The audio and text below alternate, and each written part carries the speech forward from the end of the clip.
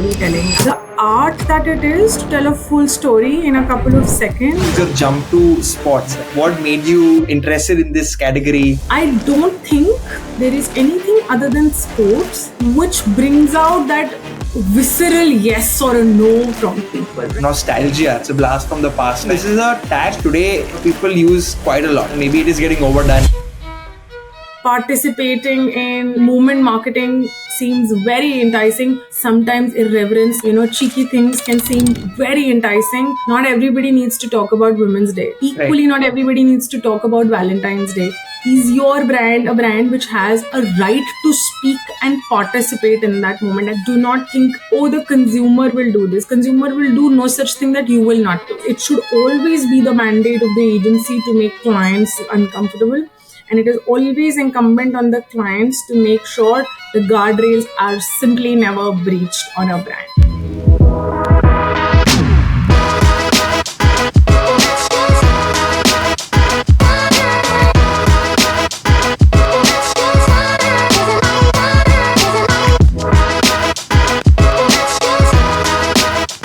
Hey there. Welcome to Marketing Mavericks with Indiefolio. Today we have Bhavna Sikha with us, who's the Senior Brand Director at Adidas. Bhavna's had an exceptional career spanning several years where she's worked with some top brands you have definitely loved while growing up. We talk a lot about her journey. We get advice from young marketers and also agency founders.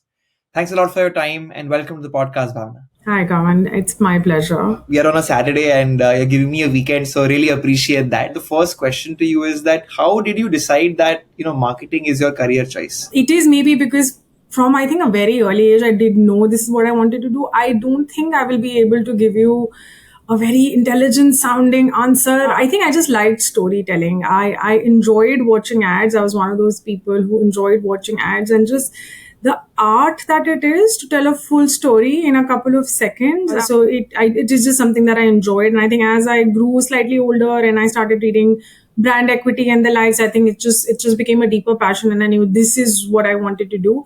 And along with it, I think every time, however it may sound, I went to a departmental store, it fascinated me how things came. Like, how did they get there? How is everything that we want already there? Even at the cost of sounding like a dinosaur, I think I grew up in an age where when 7-Up came, it was a big deal and Fido Dido was like a big deal, and you would get those wristbands and you had to collect the caps to get all of those things. So it was stuff that just fascinated me, not just because of the free stuff I was getting as a child, but just like how was all of it happening. So just to be a part of that. Awesome.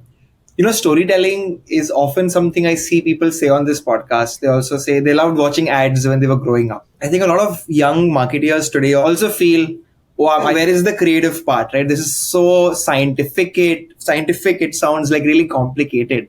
So, somebody who's been in marketing for so many years, who is marketing for? Is it the left brain or the right brain? It's for both. I enjoy the creative process, but I am self-admittedly a very left brain person. Storytelling does capture the attention, and it did for me as well. And that's just because when it comes to the system one way of thinking, it just makes things easier, and that's why people gravitate towards it.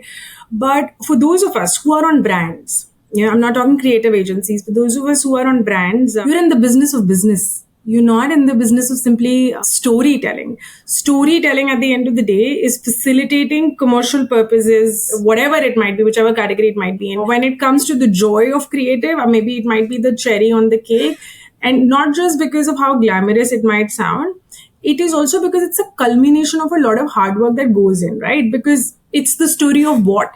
It's the story of a product. So you need to understand it very well to be able to say, what am I going to say? Am I going to tell you I'm going to take a problem of your life away? Am I going to tell you I'm going to make the quality of your life better? What am I going to say to you, right? So I need to know my product. It is a story of or story for a person, right? Who are you? Who am I talking to? Am I talking to a mom? Am I talking to a dad? Am I talking to everybody? Am I talking to a young person? Am I talking to, So again, consumer insight is very important, which is where data is very important. Where is this person, right? Who are you speaking with? Are you speaking to everybody in the country unanimously? Are you speaking to a metro audience? Who are you speaking with? And all of that information comes from data, comes from analytics, comes from research, comes from market visits, comes from your sales team. And when you are able to take copious amount of information and turn it into a 30-second or a 15-second or a 20-second pitch for the consumer. That's the joy. That's the power. So yes, you like it, as you should, but it has taken hours of work to distill it into that 30 seconds. I think that's how I would put it. Fantastic. Yeah. So it is actually a blend of both. Coming to the first job, right? If I'm not wrong, at least as per your LinkedIn, your first job was in Nestle. Was that right? Yeah, very much. Yes. So that's crazy, right? Like so many people would like really want to go to a big brand like that. If I'm young, if I'm just graduating, like what can I do to impress a large brand like Nestle to hire me? See, Kavan, honestly, I think the distinction very many times between people also comes in, are you talking about everything academically, or are you going to be able to apply it? And I think those who know how to apply it would probably still get it right? Because it's in my conversation with you.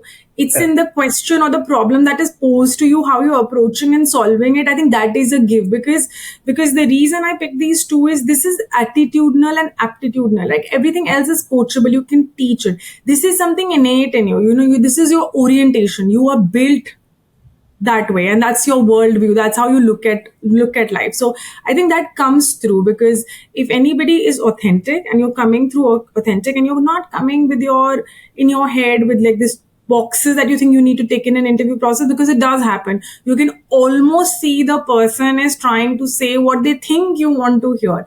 I think just never do that. Be yourself, be authentic, because also it's very important. And I know the pressure anyone feels when they're interviewing. I mean, I am in my third organization, so obviously I have gone through the motions of it a few times. I think you have to always remember, you need the job, the organization also needs you. So it's important to be authentic in a two-way process, right? Do not get yourself into something you will not eventually like. And similarly, even when you're on the other side and you are hiring, you don't want to take someone who doesn't fit in. They might be great, but they may not be great for that particular thing. So I think people should be authentic no matter what role, and you should be yourself, and the hunger that you're presenting for the role or the organization or the brand should be authentic. Because if you're checking boxes, very quickly, if you come in, you will realize that it's not giving you the joy that you wanted. Now I want to kind of jump into a lot of folks who may be in their 25s, 30s, who are deciding about specialization, focus areas, what should be they known for, right, in their career. Right? So what should be my approach about how do I build specialization? How do I build category focus? Should I be versatile? Should I be focused? What's your opinion there? People need to stay true to themselves. What are you liking? If you're liking something, you're doing well and it's all great, continue, right? Like there is no harm in going deeper and and as time permits, vertical, like you're saying, one place and you grow, or going horizontal. It's entirely up to you. I think again, it is about, you have to fundamentally approach everything that you do, because even if you're in the same category, my assumption is roles will change, right? Nobody goes vertical. Everybody goes lateral before, like you go like this. Nobody goes like this. If they do, they're damn lucky. Like that's not the averages, right? So again, no matter whether you're in the same industry, same category, or whether you're going across, the question to ask is, with everything that you're doing, are you evolving? Have you built greater capability? Have you acquired new skill sets? Are you moving on richer, right? And are you moving on each time having left a bigger, greater legacy where you took on and now you're moving on? I think that should be your barometer. As long as you've done that, it doesn't matter. Honestly, everybody has a different playbook. You should actually, on this one, not try to look at somebody else and say, oh, she did it or he did it. Because career is a part of everybody's life, right? Life. You don't know how someone's making choices. You don't know what the context of their life is, and therefore you don't know what the context of their opportunities is, and you don't know what the context of their challenges is. So everybody is making it work in the context of their life. Be inspired, but don't ape, right? And as long as you are true to yourself and you are evolving, like I said, it's fine. You managed Maggie, and that's something which a lot of people consume. It's a big part of their life, and if somebody gets that, it's like so exciting. You're finally doing something you had nostalgia value to. Because I work with a lot of brand managers. They often face this problem ki yaar, sab ho gaya hai with this brand, right? Like I've actually thought of these 10 ideas which I thought were unique, but because the legacy is so large, it's already done. It's already done. There is somebody who's done it. So there's a constant temptation and pressure to kind of do more unique. How do you approach that, right? If you could kind of share more insights into, if you're managing a legacy brand, how do you constantly innovate? So on Maggie, I wasn't on Maggie noodles. I was on soups and pasta. So the product category was different. But yes, it's an iconic brand. It's an honor to be able to work on a brand of that stature in your career. I think legacy brands will always be an honor to handle, right? Like Adidas is, again, we are decades old. We just celebrated 75 years. It's humongous, the legacy you get when you get an opportunity to work on that. I fundamentally don't think anybody should look at it and say, everything has been done. It can't be, because for enduring brands that last decades and sometimes even centuries, they have to remain relevant. In that, they have to remain relevant in the cultural context which is there, for the consumer who is there. So for Maggie, for example, 80s when Maggie was coming up, and from the time that maybe somebody like me would remember Mummy 2 minute bhook lagi, and those jingles, noodles and instant noodles were still coming into the household. The penetration must have been like maybe low single digits to where it is now. Now, when the consumer has come to where it has come to, people are eating Korean noodles. People, you didn't have any Korean restaurants, so now you do, right? There is so much Oriental food. People are eating pad thai. I don't think when I was 20-year-old, pad thai as a cuisine or Thai cuisine was available. It wasn't. But to the 20-year-old today, it is available. So your palate, therefore, is evolving. How experimentative you are with your taste is evolving. So invariably, for the brand to still stay relevant, it will then have to cater to what your taste then is, right? What is relevant for you, then that'll have to be done. So yes, you're right, product will be a part of it.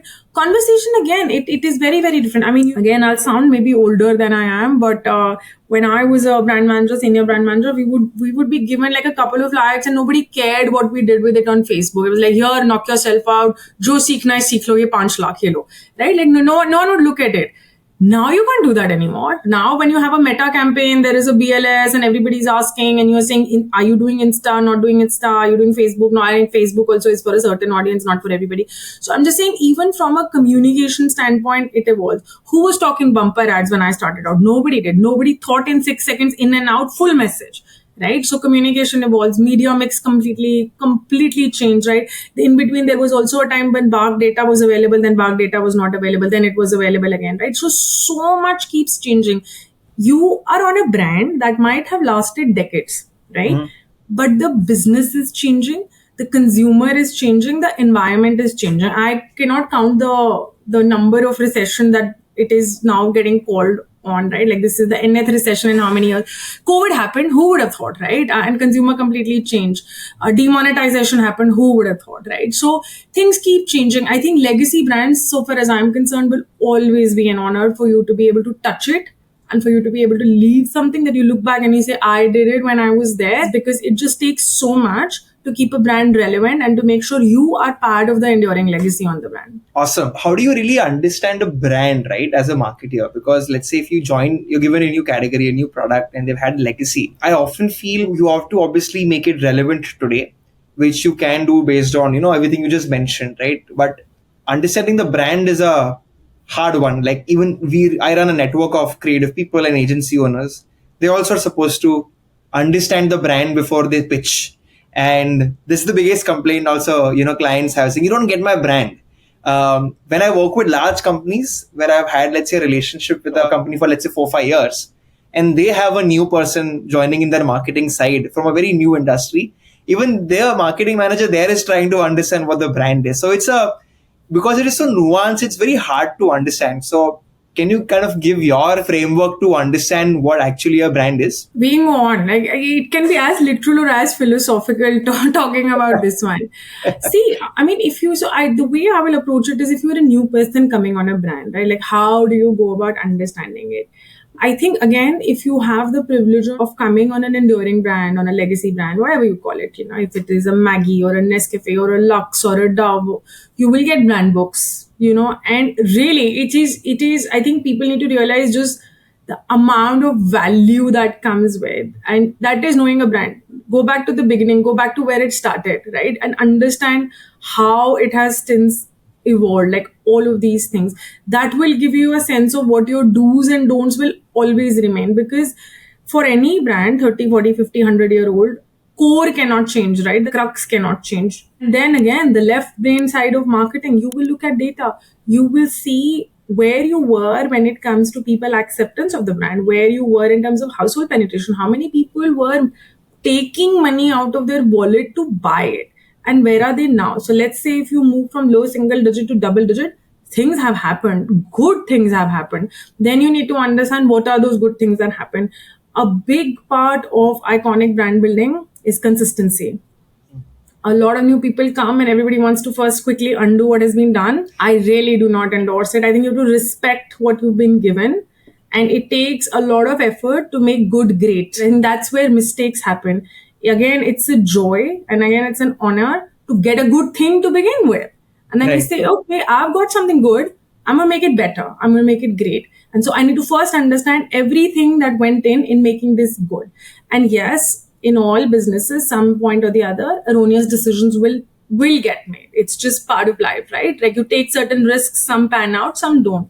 So you equally need to understand from the mistakes that happen as to what went wrong. Once you have an understanding of what has consistently worked, if there is also some mistake that has happened in the past, and you've imbibed it, and you've seen what are the ethos, right? All brands have a language. There is a way they will speak, and there is a way they will never speak, right? I know sometimes irreverence can seem very enticing. Cheeky things can seem very enticing. Participating in movement marketing seems very enticing. Not everybody needs to talk about Women's Day. Equally, not everybody needs to talk about Valentine's Day. Is your brand a brand which has a right to speak and participate in that moment? I think that is very important. And that is essentially knowing what your brand is. Know when you are invited in somebody's life, equally know when you're not invited and in a conversation, and abstain. Abstinence is a choice, and you need to make it. Bhavna, I saw the Chacha Chaudhary campaign done by Eno. In fact, Nasheed Shadani, I had also spoken to him about this, who was one of the creative leads on that. I know, I'm very fond of him, yes. Awesome. So, amazing campaign. It's actually something we had featured when it had come out in one of our Really? newsletters. And we had spoken to Nasheed about it, and he had kind of given a breakdown of all the assets you created and how it was done. I wanted to ask you a question about nostalgia, right? I think that's what it triggered. Even when I saw it, I was like, oh, wow, it's a blast from the past. And I think this is a tact which today, people use quite a lot. I think I often see briefs coming to me now saying, "Arey, kuch nostalgia," I also think from that angle, right? Which obviously means it will get overdone. Maybe it is getting overdone. How do you really leverage nostalgia as an element in your campaigns? That is one of my favorite campaigns. And Nasheed was in Meta at that time when we worked on that one. We did it very authentically. We spoke to Pran Comics. They were part of it. The grandson of the gentleman who came up with the character, he was part of the conversation. So yeah, it was fantastic doing it when it was done, and it did go on to win very many awards as well, which was great to see. But to your point on nostalgia, Kavan, nostalgia can be very many things. Nostalgia is that which takes you back in your life in a place which was joy, and that can be a product, that can be a smell of something. Again, this is system one thinking, that which you don't have to tell me, I already know. And when you press on that, then nobody needs left brain, then you're just making consumers decision making easier. I think Paperboat did it right with all the beverages. That was product. Like, do you remember the shikanji? Do you remember that jamun ka juice or whatever? Right? Like, so product can be nostalgia, very much so. I think for a lot of people, and I don't think the brand is doing nostalgia, the smell of Maggie is, growing up your mom's Absolutely. kitchen. It's the fragrance, it's the product again, right? Johnson and Johnson baby powder, right? Those again, nobody has to say anything. It's the smell of a baby, right? So that works. Again, packaging. You were seeing old pickle jars that Dadi used to have in which aam ka achar was made if you were a Punjabi, right? Like that is coming back. Mason jars coming back. So it can be packaging, paper packaging coming back, those brown paper bags coming back. It can very much be packaging. Then it is the storytelling, something like the Chaudhary campaign, where you take on stories from the past and you try and imbibe and see what is there in it, if it is relevant for your brand. I mean, Dairy Milk, again, that cricket ad, it was so iconic, they revived it, right? So you Correct. again might have a privilege as a brand to have something within your stable which is super super iconic, and you can kind of bring it back and refresh it for the people right Correct. now. So a lot of people consumed it right now as great piece of advertising. Older ones like me said, oh my god, they've got this back, right? So it could be anything, as long as it is authentic and it is not being done because you want a piece of something. It is Right. being done because your brand and your conversation belongs there. Right. Absolutely. The next thing I want to talk about is your jump to sports, right? So you've recently been here for, I believe, 10, 11 months now.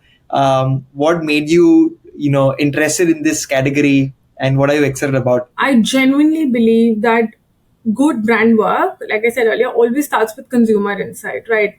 What is the core? How do I know I will either make your life better or, like I said, take your problem away? I don't think there is anything other than sports which brings out that visceral yes or a no from people, right? Like, Right. there is that mad passion that comes, and that comes only from sports. There is nothing else which cuts across and has this universal language other than sports. And then, of course, there are fabulous, fabulous products, the history and the legacy of the brand, everything that has been done, everything which is there right now in terms of conversation. So it was just a great opportunity to be able to again participate and contribute to a journey like that. So I think it was an opportunity that was I was not going to pass. Awesome. I think super excited with, what do you do with the brand? I had like two questions here, right? Which I've always wanted to ask somebody leading such a brand. One is, you often see brands like these sponsor teams. There's always somebody loses or wins in sports. And I always wondered that, let's say you've backed a team and they've come last in some series, or they've done really badly, and your logo's there wherever they're showing, hey, this person's lost, this is the worst team, this person is very bad, and your logos, your brand associated with that. In such a situation, like, how do marketing teams who who use their brand to back teams kind of deal with? Consumers are also very smart and fans are very smart. I mean, ask any Man U fan or an Arsenal fan how long before they saw their team winning, and they've had bad streaks, but I don't think the fan stops backing their athlete or their team. It simply doesn't happen, right? We know the 2023 World Cup, India did so well, undefeated till the final, and final was just not the team's day. And you could see everyone from media to the fan on the street support the team and say, guys, you did really well and it's all right, not our day, and that's fine. So I think that maturity is there in people, and therefore that maturity is there in the brand. When you are working with an athlete, when you're working with the team, it's a journey you will have. What I know for a fact is the highs that come after lows are always sweeter. That is where the most passion comes. So I think everybody needs to have that patience and that belief. And again, it's my privilege to be on a brand where we've had enduring partnerships with our athletes and with our teams, right? Zidane, the incident happened, the brand didn't abandon him. And he's our partner even today. We just dropped a new shoe with him. Beckham has been there. So we have legacy partners who've just been there. I don't think there are athletes who've not had lows. If you are in sport and if you have a long career, you will have bad patches. That's just part of life, and that's part of sport. That's what it teaches you. So I really don't think a conflict comes up. It's just part of all of our stories. Awesome. No, I think that makes so much sense. That brings me to my next question, where you often see sports brands backing individual players. And let's say there's celebrity A who becomes a brand ambassador, and this person, have a huge cult following. One day, how the capitalist world works is somebody else has signed them on. Okay. Do you feel that when you get somebody who is so married to a brand, who switches their brand, you also end up losing the fan base and they switch to them? Or how do you tackle such situations? Yeah, it would happen. Let's be honest. A lot of times people have love and adoration for their athlete. And therefore, when you sign them on, you try and bring in a marriage where while they love them, they also love what they see them wear when they win, etc. And you get that transparency onto a brand, because when it comes to elite athletes, products make a lot of difference. And then we are spending that money in innovation and technology and understanding ergonomically what an athlete needs. And so therefore a shoe is not a shoe. That shoe has been designed to win matches. That shoe has been designed to enable that person, right? And their performance. Running a marathon, Noah Lyles was in our shoes when he won the sprint in Olympics. That matters. That shoe was made for him, right? So you love Noah Lyles, the fastest man in the world, right? But you also know what he won in, and there was a product tech involved. So there'll be people who will pull this apart and who will say, I love him, but I like this shoe because the shoe works for me. But there'll also be people who will be like, no, he's the fastest man. Whatever he wears, I wear. So it kind of works. It kind of works both ways. I do think that if someone's experienced your product, their experience with the product will always remain. Always. I don't think that can be taken away. So we can get whoever we get. People move on whenever they move on. But if somebody's experienced your product and as a brand with the product at the center, you've given people an experience, an achievement, a moment, a milestone which is of their own. That loyalty will remain. That will not go. Awesome. So I think a good way to kind of tackle the battle of a celebrity's brand and your own brand is essentially product, right? Where you make them experience the product and build their own story. It's everything, Kavan. For us, I mean, again, retail is a part of it. You are going to walk into my store and experience everything. How things are displayed. Was the navigation easy? Could you pick up things? Was it very intimidating while you browsed? Did the store staff help? Right. Did we go above and beyond in terms of what you wanted? How easy was your experience basically end to end when the transaction happened? How good was your experience thereafter when you used the product? I mean, for me, for example, and for a lot of women who I know who are regular when it comes to training or who run, the fit and feel of your clothes is extremely important. And I might get onto something because I've seen someone wear it. But once a pair of tights has worked for me in the gym, I'm not changing because now it has worked for me, right? Correct. So. Absolutely. Going to the last part of the podcast now, and this is the section which I'm the most excited about because it's very relevant to what we do as Indiefolio. We're a network of independent studios, freelancers, creative people. And we've seen a lot of push and pull which has been increasing over the years between creative partners and brands, right? Or other brands and their agencies, brands and their creative partners. We often, as somebody young who enters the industry, I'm always told that, the golden age of advertising is over. I'm like, it's over, I just started. And they say that people used to really understand the brand, partner with us on a win-win situation, and that's not happening. And obviously, because I speak to so many creative founders, their opinion is that there's so much market fragmentation and pressure to create content. Brands don't have time to give us a brand download or a brief download, and we're just expected to just be very good at with what we do. And maybe that's the new world, right? Where it's more demanding for you to partner with a brand because you can actually today with AI and all the tools you have. But this brings in a lot of push and pull between, brands and creative partners. So the question to you was, you've done so many beautiful campaigns with so many agencies as well. And if you were to kind of figure out what's the difference between a good agency versus a great agency, what would you say? See, first of all, a client-agency relationship, Kavan, it's a bit like a marriage. You will squabble. You kind of have to. That's what makes marriages last. So let me just put it out there, right? Like it's you just hope you have a good one, like you have a good marriage. But it is the relationship akin to marriage. So the push and pull that you're talking about, once in a while, it's fine. It's fine. That intellectual friction is what brings out the best work. So it should always be the mandate of the agency to make clients a little uncomfortable.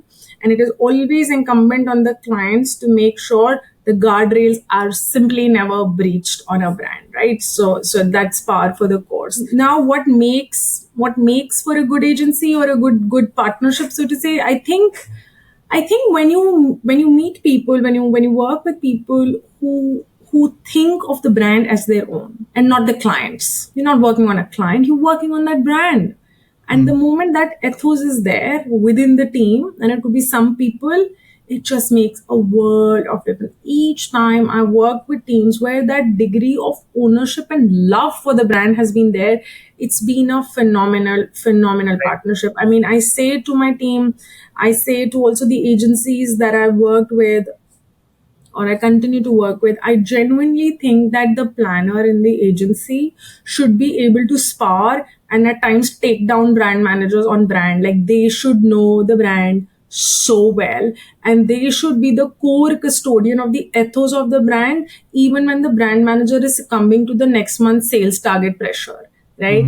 That is where you have to be, and if you're doing that, you're a great agency. Awesome. I think really, really actionable advice. This was the last part. And as a parting thought, Bhavna, is a lot of folks may aspire to be in your place one day. They want to be a marketing leader one day. You've made it to some incredible lists. You work with some great brands. What's advice you'd like to give as a parting thought to everybody who's tuned in if they want to be in your shoes one day? See, again, marketing or any role in marketing is not really an exalted thing. Much of what we do is common sense. Whenever you're working on something, do not think, oh, the consumer will do this. Consumer will do no such thing that you will not do. Right? So don't otherize the consumer. That which you or you don't foresee anybody in your family doing, the consumer will not do. They are as smart and as intelligent and as wise as you are. So I think just keep the common sense in place. It is about, large part of it is about common sense. A large part of it is about knowing the consumer is as smart as you, even if you will not grant them being smarter, then it will be at your peril. And third, marketing, like I said, there are the shiny things, which are the campaigns, which are the brand ambassadors and the celeb endorsement, but it's the cherry on the cake, right? You will need to be in the kitchen and you will need to beat your eggs or your whatever. You still need to make the cake, and the core ingredients is a lot of artwork approvals and brief writing and agency calls and chasing people and knowing your numbers and Nielsen track and the brand tracks and the BLS reports, right? Your monthly sales target. It is part of it. It is part of it. And you have to enjoy it and you have to give it time as much as anything else. Because if you're not spending time here, the ultimate thing that everyone wants to do, which is a campaign, will also not be right, because the core ingredients coming in then are not right. So that's 80% of what we do. Fantastic. I think a great point to end the podcast. And once again, thank you so much for your time. Thanks, Gavan. Thank you. I enjoyed the conversation. Thank you for the opportunity. Oh, it's all an honor. And for everybody who stuck along, thank you so much for tuning in. If you'd like to hear another marketing leader, please like, share, and subscribe. Bye-bye.